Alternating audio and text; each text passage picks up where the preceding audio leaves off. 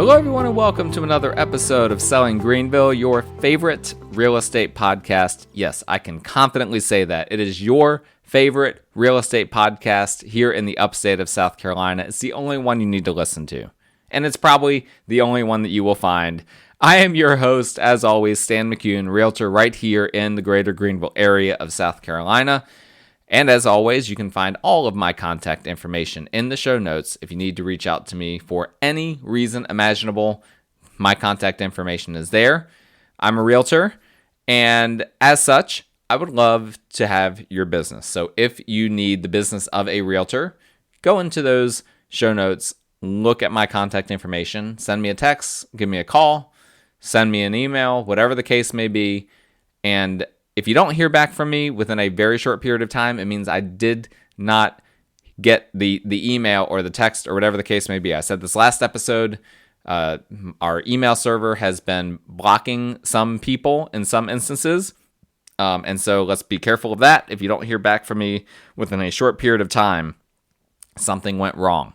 I get back to everyone very quickly. So all of that to say, please make sure that if you need someone that you reach out to me, if you don't hear back from me quickly, something was wrong, just send me a text at that point and you'll hear back from me pretty quickly. All right. And then, as always, little side topic there. As always, please subscribe to the show, leave a 5-star rating. We're trying to drown out those negative ratings that don't make sense. Leave me a 5-star rating for the show. And if you don't mind, just type up a nice short 5-second review. Let people know that you enjoy the show, and that is the only support that I ask from you guys. That and for you to give me your real estate business. All right, today we are going to be talking about cash purchases in the upstate. Cash purchases in which there is no bank financing involved. And I want to bring this up because it was on my mind recently. I was talking to someone about cash purchases, someone that is interested in later on this year in buying a house. They will be doing so in theory with all cash. And we were talking about the dynamics there because I was saying about how difficult it is for so many of my clients that are buyers that need financing, how difficult it is for them to compete with the cash buyers out there on the market. And so I was going back and forth with this person, just discussing those dynamics. And it occurred to me that there's a lot of misconceptions about cash and about what that means for a transaction, how that impacts a transaction.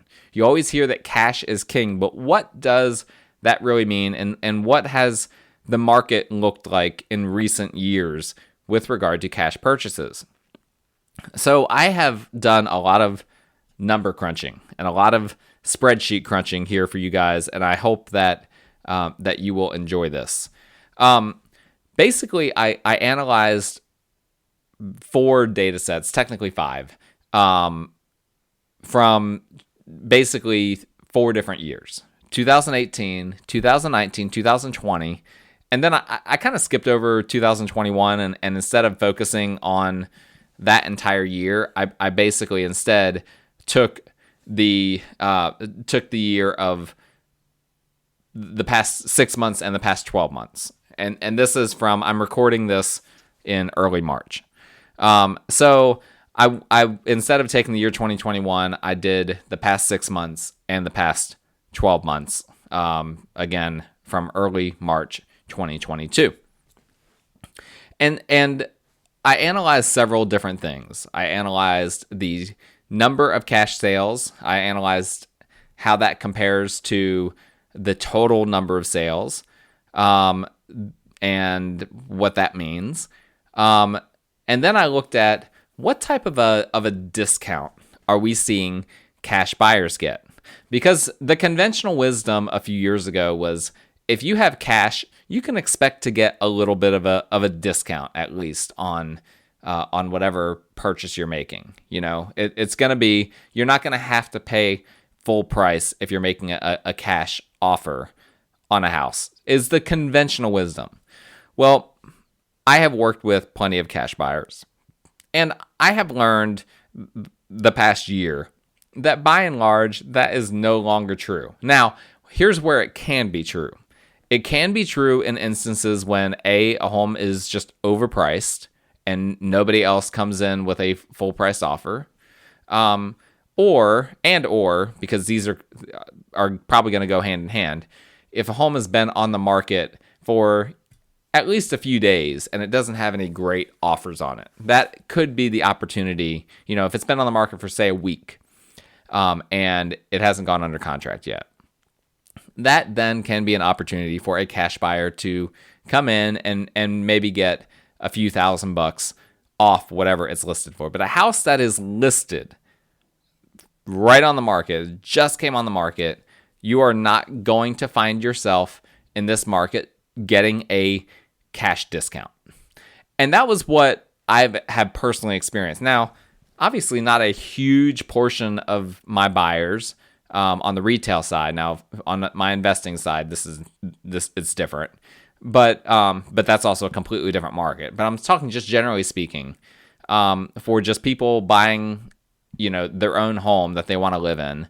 Obviously, not a huge percentage of my clients are going to be cash buyers. Most of them are wanting to finance. And so I didn't have a huge sample size. So I wanted to analyze all this data and look at what has happened the past few years. And as well, I have felt that there is way more cash coming into the market than in previous years.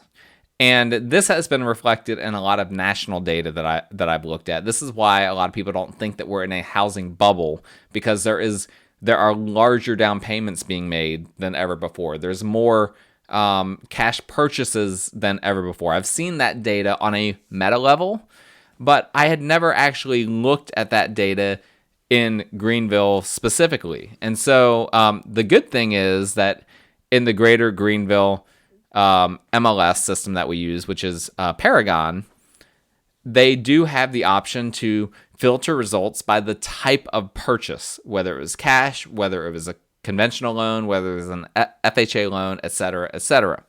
And so I was able to analyze this to great specificity. And here is what I found out. Let's just start in 2018. In 2018, roughly, I come up with about 18.39% of the total sales in that year. So 2018, basically 18%. That's easy to remember. We're going to do trivia after this, so make sure you remember that. 18.39% of all the transactions that year were cash sales. So there was 13,532 transactions in Greenville MLS. And by the way, I just filtered by residential, all residential transactions and no other filter. So this does not include commercial, but it does include things like land. It does not include residential, would not include multifamily. So I don't have multifamily in here. These are, generally speaking, going to be single family homes, townhomes, condos, things like that. Individual units. So there were 13,532 total sales of homes that fit that, what I just described. And out of those, 2,489 sold to a cash buyer, 18.39%. The average listing, among those cash purchases, this isn't the average among all of them, but of those that sold cash, the average listing was $235,000. Let me say that one more time. $235,970. That was the average list price for the homes that sold to cash buyers, and the average sale price was $226,589, along with an average of the seller paid $281 of the buyer's closing costs. Now, just a reminder, when it's a cash transaction, the closing costs are much less because a lot of the closing costs are related to your financing and your escrow account and things like that you don't need when there's not a bank involved. So the amount of closing costs, that's a pretty low number, $281, but you don't need to have a lot of closing costs paid when you're a cash buyer. Okay. So all in all, in 2018, 18%, roughly a little bit more, about 18.5% of the market made cash purchases. And of those cash purchases, they got a discount of 4.09% off of what the house was listed for. So a 4.09% discount. Now, I didn't get further into the weeds than that because I will say this. You have to kind of grade on a curve a little bit because, the average in 2018 probably would have been around that the average house would have sold for about 98% of what it was listed for. So the average would have sold at a 2% discount. But basically, what we're saying is that roughly speaking, if I'm putting all of that data together correctly, and I think I am, the cash buyer in 2018 was getting roughly double the discount on average that the finance buyer was getting when purchasing a home. So 4% off just for buying cash, or you could say if you want to be really accurate, probably a little bit closer to 2% off, again, if you want to adjust it. For the purposes of this discussion, I'm just going to go with the gross number with 4.09% because that will help me to better track it in comparison to the other years. 2018, we saw the percentage of cash buyers go down. And in 2019, we saw the percentage of cash buyers go down. In 2020, it went down even further. I'm not sure exactly why it went down in 2019. It went from 18.39% in 18 to 17.21% in 2019. And then in 2020, only 15.36% of the transactions that happened were cash purchases. Now, I have a theory for 2020, and my theory is that mortgage rates went so low during the pandemic. And so I think that a lot more people were that maybe would have normally considered buying with cash were like, well, I mean, this is like free money. I can get a 15-year loan, at, less than 2%. Why not? I'll just hang on to my cash. I'll invest my cash. I can get more than a 2% return. And so I think that that's what happened in 2020. And the numbers are pretty comparable from the standpoint of the percent discount, although the other numbers are starting to go up. So the average listing from 2018 to 2019 to 2020 among these cash purchases went from $235,970 in 18 to $258,700 in 19 to then $303,954 in 2020. So we saw an increase from 2018, the average, and I did for this data set, I did go with average versus median for a variety of reasons, but we saw the average go from 235,000, basically 236,000, to basically 304,000. That was the average list price. What was the average sale price for these cash purchases? Again, it was 226 and change for 2018 in comparison to the 236 list. In 2019, the $258,700 listings on average sold on average to the cash buyer for $248,511. And then in 2020, the $304,000 average sold on average to a cash buyer for $293,000. And then there were some closing costs as well to factor in. We already discussed 2018, 2019, 2020 were both close to $500 of closing costs. 456 in 2019, 517 in 2020. All right. What that comes out to, remember we said that the cash purchase discount in 2018 was 4.09%. That jumped up marginally. I don't think it's statistically relevant, but it jumped up marginally to 4.12% in 2019.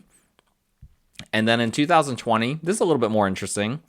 We started to see that come down. It came down to 3.76%. Now again, reminder that it is 3.76%.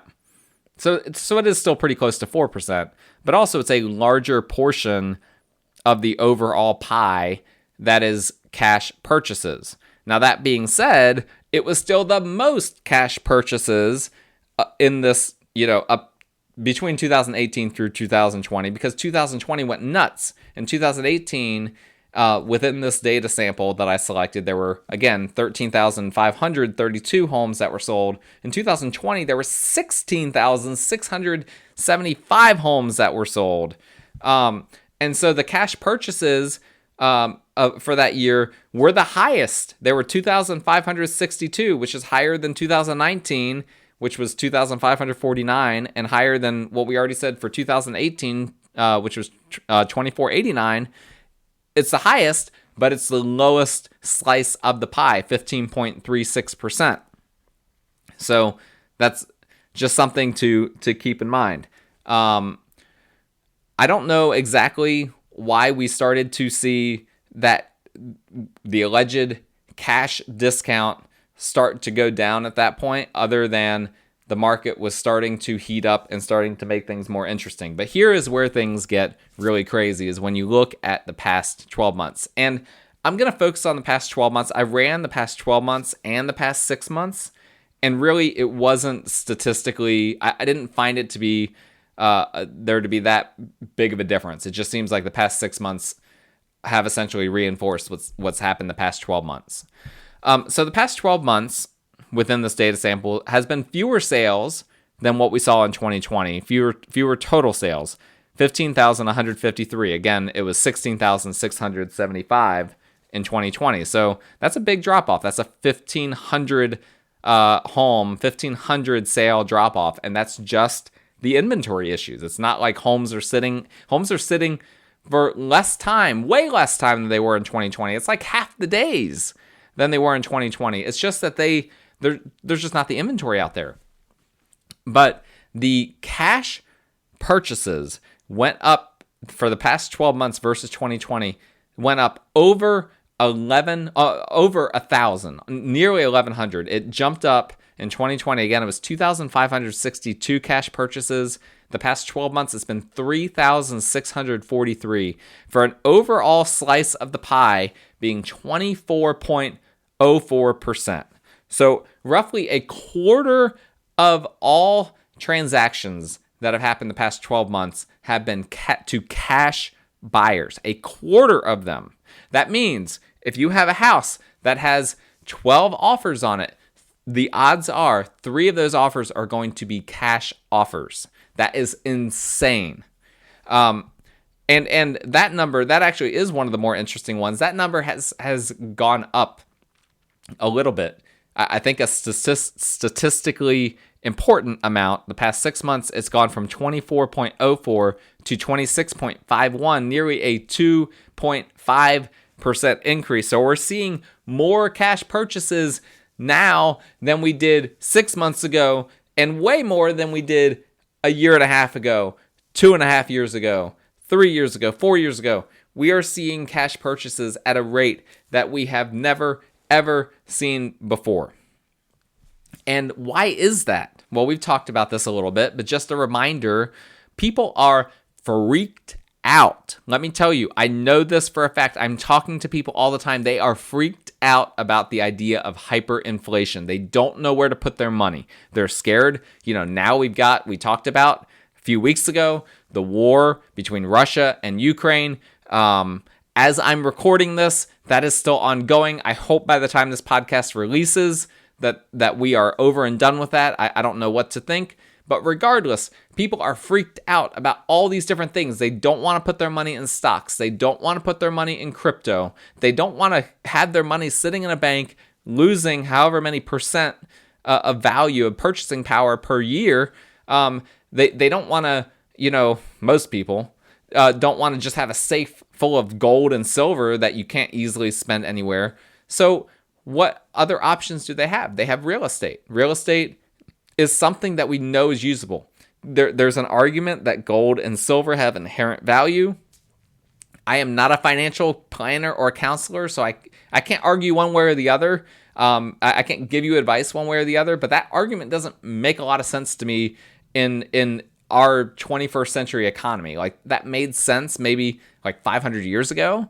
But to me, I don't quite see the full argument. Obviously, there are some utility that gold and silver have, in I guess microchips and things like that. There are some things that they have beyond just decorative value. But outside of that, like, I personally, it's hard for me to believe that if everything goes to pot, we have an apocalyptic economic scenario that happens, that all of a sudden people are going to be, buying stuff with gold and silver. I don't know. That doesn't make a ton of sense to me, but it makes sense to some people that are smarter than me. So I'll let you defer to them. But what does make sense to me and to a lot of other people is that real estate holds value and will continue to hold value. I'm not going to argue that it's the best way to hold value, because I am not a financial planner or a financial counselor. As I've already said, I can't advise you in that way. But real estate has so many different utilities, right? And I'm not talking about utilities like water and power. I'm talking about uses. It has so many different uses, whether it's housing, whether it's farming, whether it's, commercial types of uses. There are so many different things that you can do.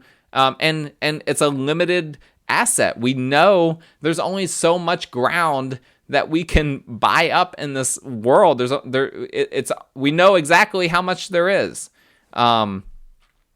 Whereas we don't know, some of these other things, are constantly being inflated in various different ways. Other assets are constantly inflated in various different ways. There's no way to inflate real estate. Well, probably someone's going to dispute that with me. Go ahead. Go in the show notes and find my contact information and tell me how real estate's being inflated. I'm waiting to hear from one of y'all. But anyway, to conclude my rant on this, I know from the people I've talked to that people that have cash are finding, and it's not just people I've talked to, it is, I've read this in so many different places, they're finding a safe haven in real estate. It is a place where your money is going to be safe.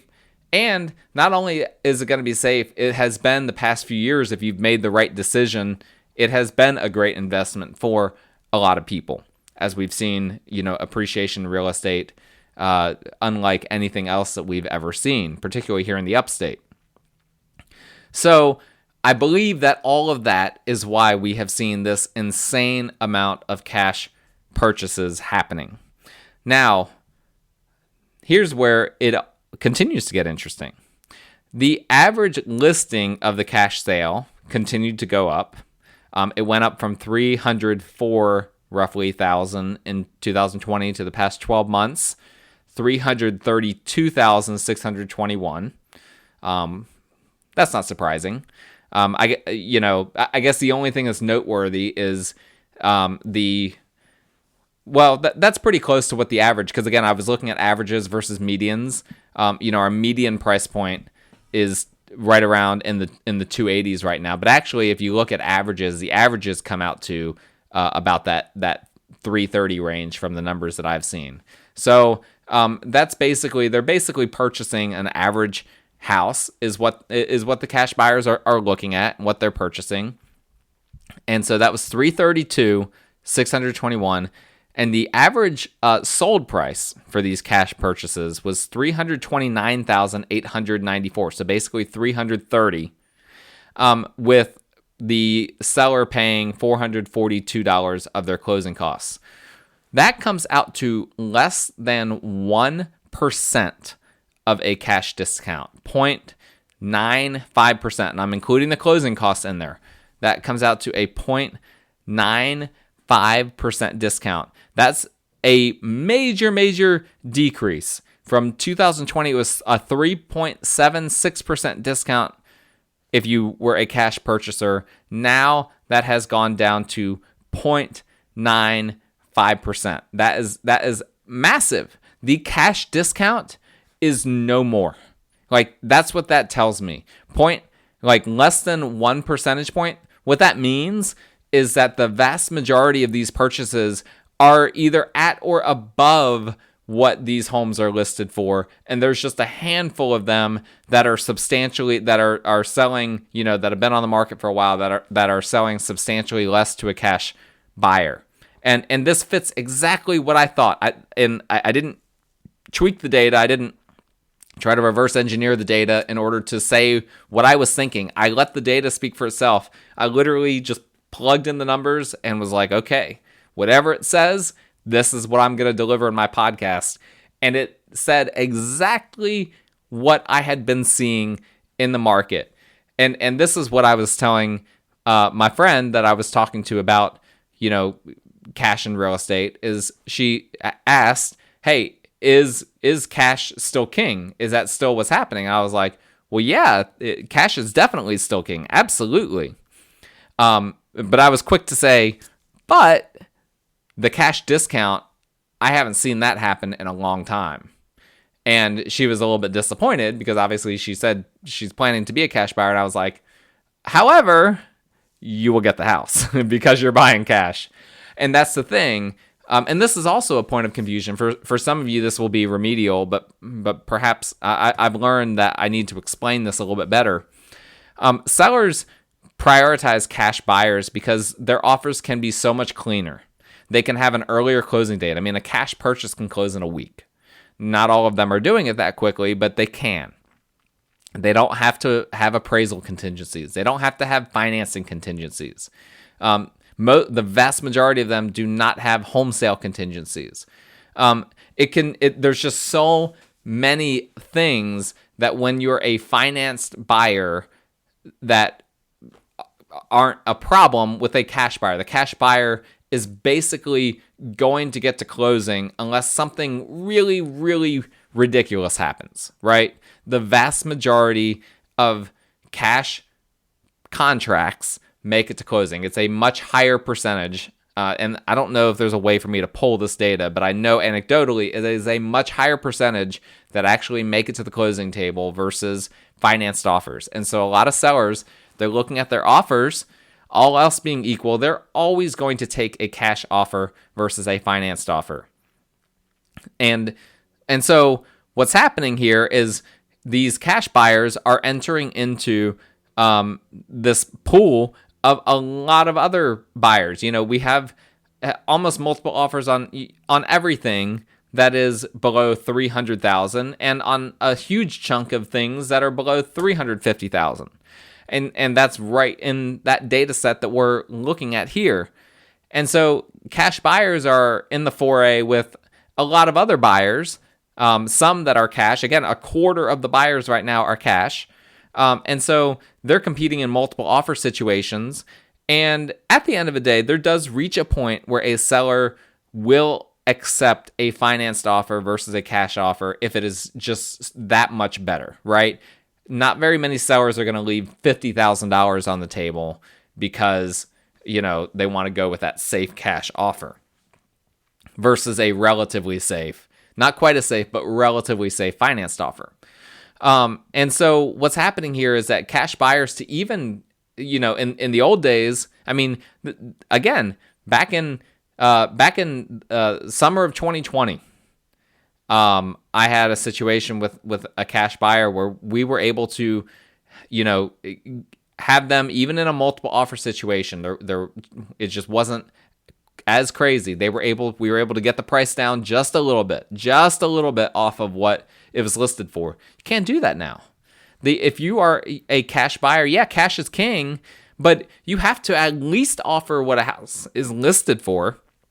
Excuse me, I've been dealing with some sickness stuff in my throat. Definitely some bug going around right now. Not COVID, God forbid. Just a little cold. I'm almost over it. But if a home just comes on the market, listen, sellers are not even considering your offer if it's below what it's listed for. They don't even think of that as a serious offer. So if you're a cash buyer, the cash discount, it is no more. It is gone. And I imagine at some point it will come back, but I don't know when. I do not know when. If you're a financed buyer, I'm sorry. I don't know how else to say this. Those that are trying to buy and that need financing, it is a really, really difficult market right now. You're going up against a quarter of the people that you're going up against in these multiple offer situations are bringing cash to the table. The only way you even stand a chance at beating them is if you go well above what a new listing is listed for and make your offer as clean as possible. And I know all the tricks of the trade. Again, this is what I do. This is my living. I've had a lot of clients win out in these situations where I know that we're going up against cash offers. But you have to be aggressive. You have to come in hot and heavy. And if you want the house, your offer needs to reflect that. There's not going to be a back and forth, right? Because if they have a cash buyer saying, here's my offer, take it or leave it, I'm withdrawing this, tomorrow, you're not going to be able to get into a back and forth with the seller. They're going to want you to put your best foot forward, bring your highest and best offer right from the get-go. And so that's what I'm encouraging all of my buyer clients. It puts us in a weird spot. Let's just be honest. I want my buyer clients to be able to get the best deal that they can. Unfortunately, right now, the best deal, if you're on that, that $350 and below price point, the best deal is whatever one that you can get.